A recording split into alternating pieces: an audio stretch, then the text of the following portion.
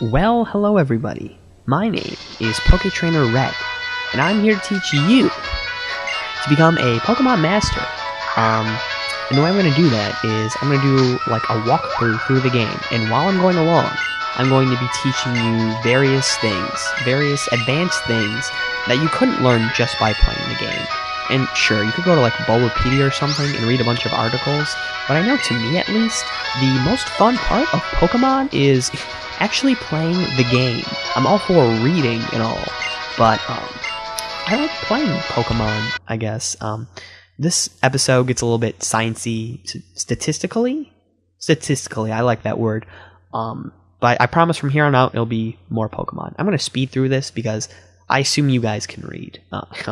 Professor Juniper. I've heard a lot of bad feminist jokes about Professor Juniper.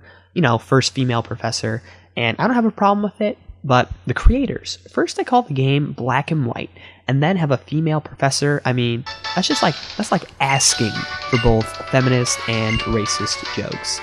Maybe that's just because we're Americans or whatever. Okay, here we go. First tip.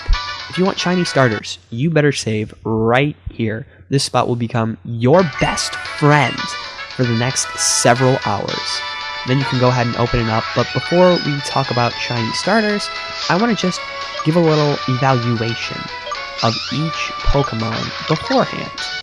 Here are the base stats of each of the Pokemon. The top number is the base stat of the actual starter, and the bottom of their third evolution, which to me is a lot more important. To describe what a base stat is without getting into the whole damage formula, I would say like it's like a car, okay? You can paint it, you can give it the best oil to try and make it run well, but if that car sucks, no matter what you do to try and make it not suck, it's still gonna suck. Your base stats, if they suck, you know, it's gonna suck no matter what. Another thing I want to explain is attack and defense versus special attack. Attack and defense are physical moves like tackle, whereas special attack and special defense are moves like psychic, confusion.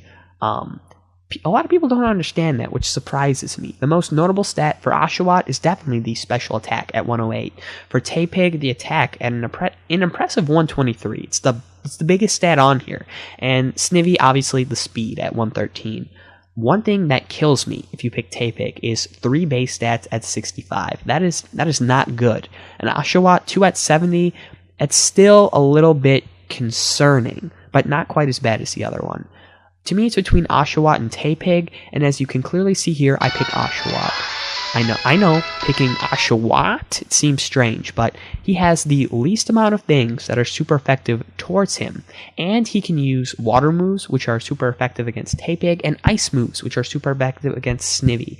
To me, it seems like the obvious choice, but I realize not everybody else.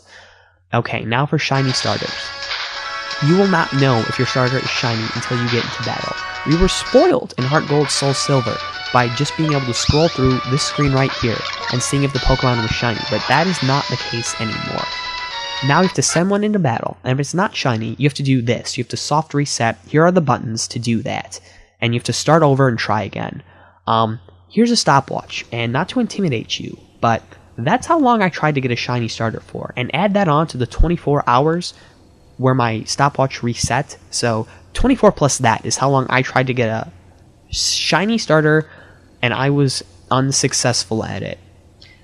Alright, now right here, we are about to get into a battle with our 2 rival friend people, which means our Pokemon are going to be gaining EVs. Now I know what you're asking yourself. What is an EV? And that's what I'm about to explain.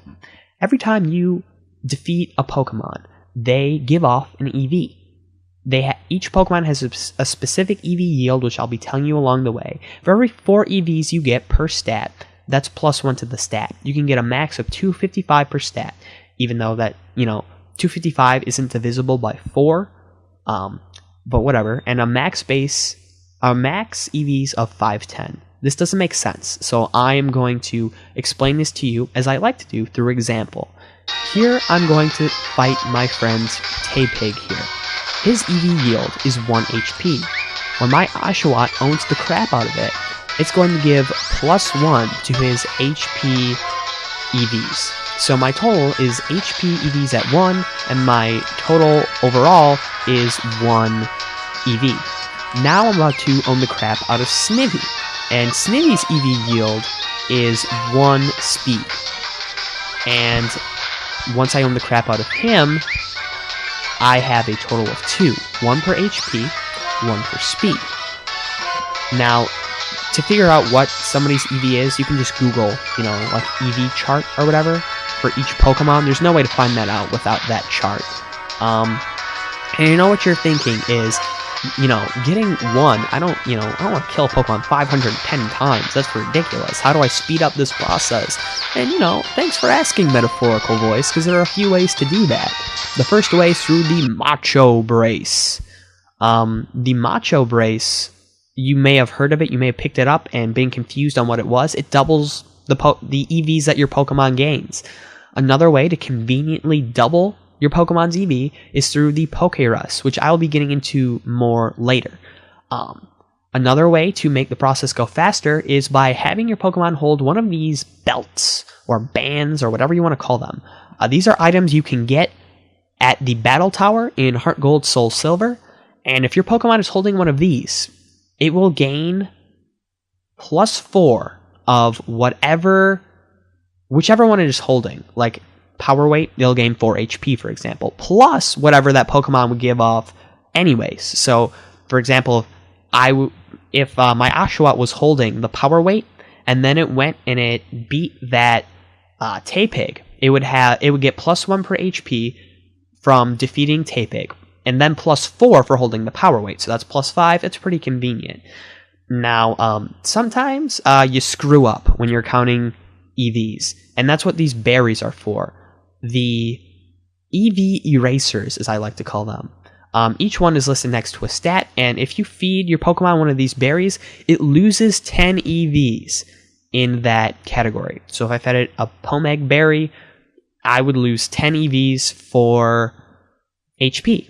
Now you're going to want to get a notebook or something and keep track of these EVs, because they're quite important. To put it into perspective, if you give one Pokemon 252 EVs of one stat, that'll boost up that stat by 63. So if it was like, I don't know, like a 200 before, now it's 263, you're doing a lot more damage to somebody else. So I would keep close track of these. I would write them down. Whatever. Keep good track of these. Yeah. The tomato berry. I hate tomatoes. So I would never want to screw up on my speed EVs, because, tomatoes, they're just disgusting, I think, personally. And that's all for episode 1. I know that was very sciencey, it was a mouthful, but thank you for bearing with me here on this one, and I hope that you come back and watch some more to learn how to effectively become a Pokemon master.